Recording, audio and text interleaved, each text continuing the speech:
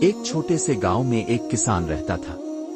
وہ ایک محنتی اور نیک دل انسان تھا، لیکن اس کی زندگی میں اکثر مشکلات آتی رہتی تھیں۔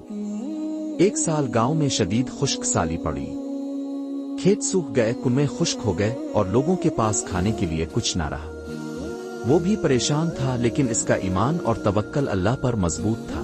ایک رات اس نے خواب میں دیکھا کہ ایک بزرگ اسے ایک چھوٹا سا بیج دے رہے ہیں اور کہہ رہے ہیں، اس بیج کو بو دو اور اللہ پر بھروسہ رکھو۔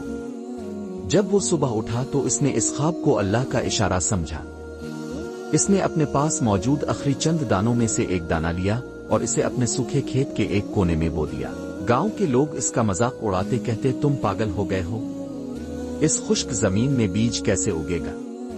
لیکن وہ خاموش رہتا اور اللہ پر بھروسہ رکھتا۔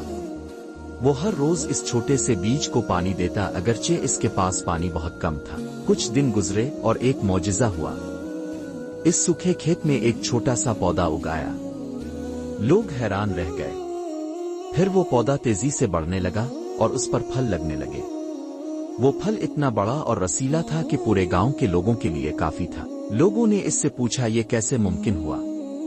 اس نے جواب دیا، یہ اللہ کا کرم ہے، میں نے اس پر بھروسہ کیا اور اس نے میری مدد کی۔ اس واقعہ کے بعد گاؤں کے لوگوں کا ایمان اور توکل اللہ پر اور بھی بڑھ گیا۔ انہوں نے سمجھا کہ جب ہم اللہ پر بھروسہ کرتے ہیں تو وہ ہماری ہر مشکل میں مدد کرتا ہے۔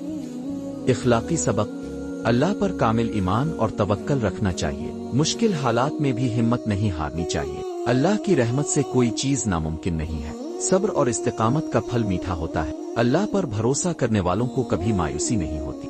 اگر آپ کو ویڈیو پسند آئی ہے تو ویڈیو کو لائک شیئر کرنا مت بھولیں۔ شکریہ۔